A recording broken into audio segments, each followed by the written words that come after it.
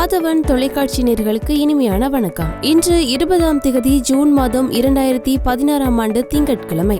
இன்றைய வீரகேசரி பத்திரிகையின் பிரதான தலைப்பு செய்தியாக யுத்த குற்ற விசாரணையின் தாமதம் அழுத்தத்தை அதிகரிக்கும், அமைச்சர் சரத் பொன்சேகா கூறுகிறார் என்பதாக அந்த செய்தி பிரதான தலைப்பு செய்தியாக பிரசுரிக்கப்பட்டுள்ளது.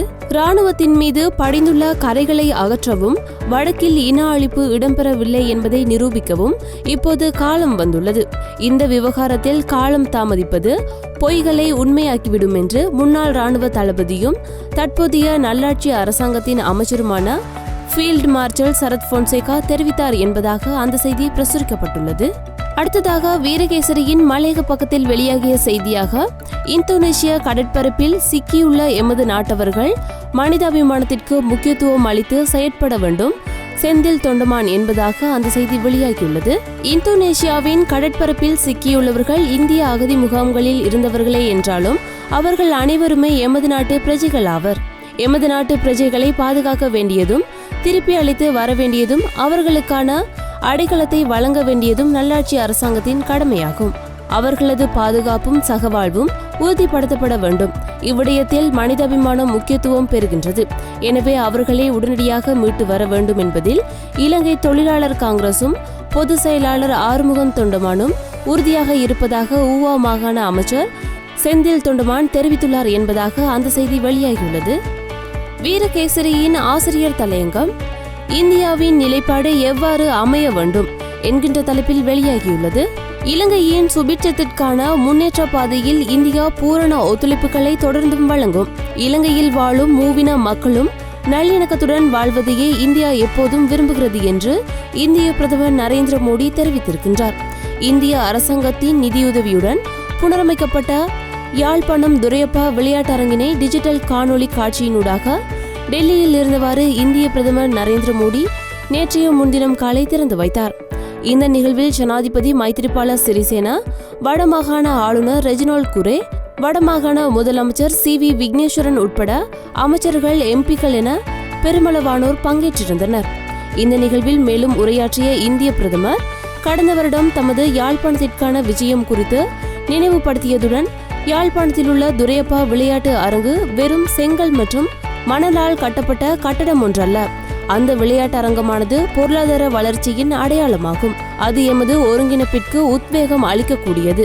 இலங்கைக்கும் இந்தியாவிற்கும் இடையில் நீண்ட காலம் உறவுகள் காணப்படுகின்றன. இரு நாட்டு மக்களும் ஒற்றுமையுடன் வாழ வேண்டும் என்பதே எமது விருப்பமாகும். இலங்கையின் முன்னேற்ற பாதையில் இந்தியா இலங்கையுடன் கைகோர்த்து நிற்கும் என்று எடுத்து கூறியிருக்கிறார் என்பதாக அதனை வலியுறுத்தி இன்றைய ஆசிரியர் தலையங்கம் பிரசுரிக்கப்பட்டுள்ளது. அடுத்ததாக தினக்குரல் பத்திரிகையை பார்க்கலாம். நான் $1 திருடியதை நிரூபித்தால் என் கழுத்தை வெட்டுவேன், மஹிந்த ராஜபக்ஷ கூறுகிறார் என்பதாக அந்த செய்தி வெளியாகியுள்ளது. 2015 தேர்தலில் எனது தோல்விக்கு முஸ்லிம்கள், இலங்கை மற்றும் இந்திய வம்சாவளி தமிழர்கள் அவருக்கு எதிராக கொண்டிருந்த முறைப்பாடே காரணம் எனவும் அத்துடன் சிங்களவர்களும் யதார்த்தபூர்வமற்ற எதிர்பார்ப்புகளை கொண்டிருந்ததாகவும் முன்னாள் ஜனாதிபதி மஹிந்த ராஜபக்ஷ தெரிவித்திருக்கின்றார்.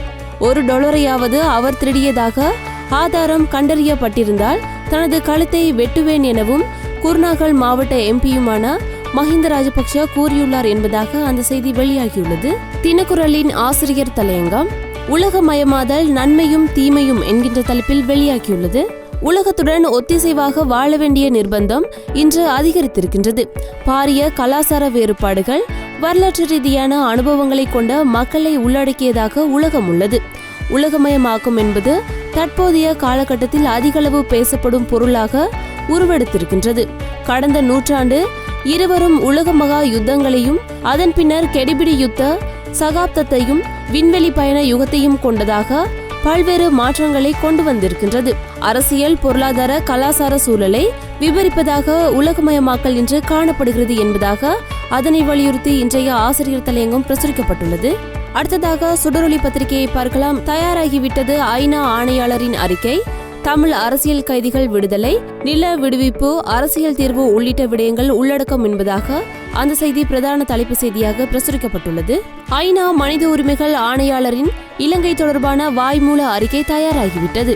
இந்த அறிக்கையில் தமிழ் அரசியல் கைதிகள் விடுவிப்பு, நில விடுவிப்பு, அரசியல் தீர்வு தொடர்பான விடயங்களில் தமிழர் தரப்பின் கருத்துக்களை அறிந்து கொள்வதில் ஆணையாளர் ஆர்வமாக இருந்தார். இவ்வாறு தமிழ் தேசிய கூட்டமைப்பின் பேச்சாளரும் நாடாளுமன்ற உறுப்பினருமான M.A. சுமந்திரன் நேற்று சுடரொளியிடம் தெரிவித்தார் என்பதாக அந்த செய்தி வெளியாகியுள்ளது. சுடரொளியின் ஆசிரியர் தலையங்கம் ஏமாற்றங்கள் தொடருமா என்கின்ற தலைப்பில் வெளியாகியுள்ளது. 25 வருடங்களாக முகாம்களில் வாழ்வதென்பது ஏற்றுக்கொள்ள முடியாத ஒரு நிலை. இது தொடர்வதற்கு நான் அனுமதிக்க மாட்டேன். இது ஜனாதிபதியிடமிருந்து வெளியிடப்பட்ட கூற்று. சுமார் 6 மாதங்களுக்கு முன்னர் வழிவடக்கிலிருந்து இடம்பெயர்ந்த மக்கள் வாழும் முகாம்களை பார்வையிட்ட பின்னர் அவர் தெரிவித்திருந்த விடயமே இது. அவ்வேளையில் இடம்பெயர்ந்த மக்களின் முகாமில் தான் சந்தித்த அவர்களது வாழ்க்கை தன்னை அதிர்ச்சியடைய செய்ததாகவும் மைத்திரி நெகிழ்ந்து தெரிவித்திருந்தார்.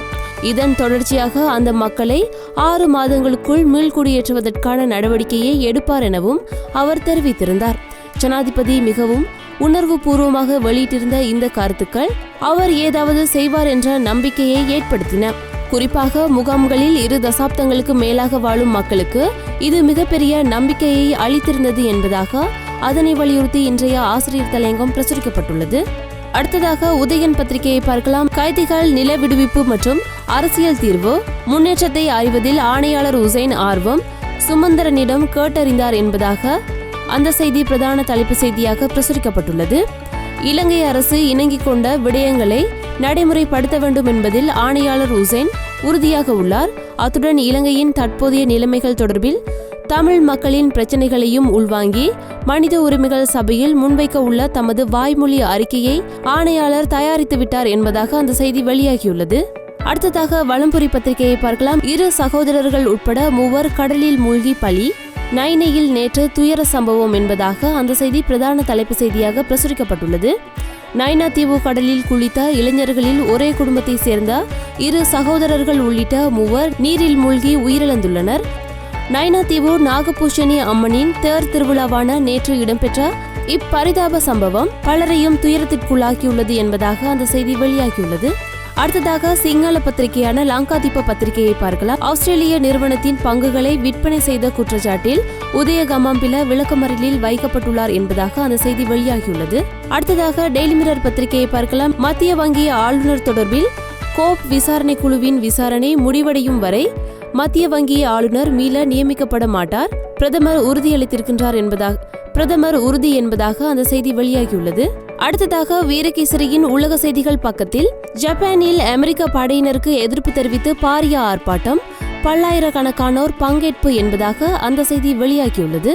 ஜப்பானிய தீவான ஒகினாவாவில் அந்நாட்டில் அமெரிக்க படையினர் நிலை கொண்டுள்ளமைக்கு எதிர்ப்பு தெரிவித்து பல்லாயிரக்கணக்கானோர் நேற்று ஞாயிற்றுக்கிழமை எதிர்ப்பு ஆர்ப்பாட்டத்தில் ஈடுபட்டனர் என்பதாக அந்த செய்தி வெளியாகியுள்ளது. அடுத்ததாக வீரகேசரி பத்திரிகையின் இந்திய செய்திகள் பக்கத்தில் வெளியாகிய செய்தியாக கடலில் தவித்த அகதிகளை மீட்ட இந்தோனேஷிய அரசுக்கு நன்றி, அன்புமணி என்பதாக அந்த செய்தி வெளியாகியுள்ளது. இந்தோனேஷிய கடலில் சிக்கி தவித்த 44 இலங்கை தமிழர்களும் இந்தோனேஷியாவில் தரையிறங்க அனுமதிக்கப்பட்டுள்ளமைக்கு பாமக இளைஞரணி தலைவர் அன்புமணி நன்றி தெரிவித்துள்ளார் என்பதாக அந்த செய்தி வெளியாகியுள்ளது. சுடரொளியின் கேலி சித்திரம் அமைச்சர் திகாம்பரம் இலங்கை தொழிலாளர் காங்கிரஸ் பொதுச் செயலாளர் ஆறுமுக தொண்டமான் தொடர்பில் பல விமர்சனங்களை முன்வைத்த நிலையில் தற்பொழுது இலங்கை தொழிலாளர் காங்கிரஸ் கட்சி ஜனாதிபதி மைத்ரிபால சிறிசேனவின் அரசாங்கத்துடன் இணைந்துள்ளது. எனவே இதனைத் தொடர்ந்து திகாம்பரத்தை பார்த்து ஆறுமுகன் தொண்டமான் கேலி செய்வதாக அதனை வலியுறுத்தி இந்த கேலி சித்திரம் பிரசுரிக்கப்பட்டுள்ளது. வீரகேசரியின் கேலி சித்திரம் முன்னாள் ஜனாதிபதி மஹிந்த ராஜபக்ஷ ஜப்பான் விஜயம் மேற்கொண்டிருந்த நிலையில் ஊடகம் ஒன்றிற்கு கருத்து தெரிவிக்கையில் அடுத்த பொது தேர்தலில் தான் பிரதமர் பதவிக்கு போட்டியிடுவதாக மறைமுகமாக கருத்து தெரிவித்திருந்த நிலையில் தான் பிரதமர் ஆகப் போகின்ற எண்ணத்தில் அவர் துள்ளி குதித்துக் கொண்டு வருகின்ற நிலையில் இந்த பகுதிக்கு அப்புறம் அபாயம் என்பதாக பதாதை ஒன்று வைக்கப்பட்டுள்ள நிலையில் அவர் அதனை கவனிக்காது வேகமாக ஓடி வருவதாகவும் அதனை சித்தரிக்கும் வகையில் இந்த கேலி சித்திரம் பிரசுரிக்கப்பட்டுள்ளது. இன்று கொழும்பிலிருந்து வெளியான நாளேடுகளினதும் பிராந்தியத்திலிருந்து வெளியான நாளேடுகளினதும் செய்திகளை பார்த்திருந்தோம். மற்றும் ஒரு நாளேடுகளில் நமது பார்வை நிகழ்ச்சியினூடாக சந்திக்கும் வரை நன்றி, வணக்கம்.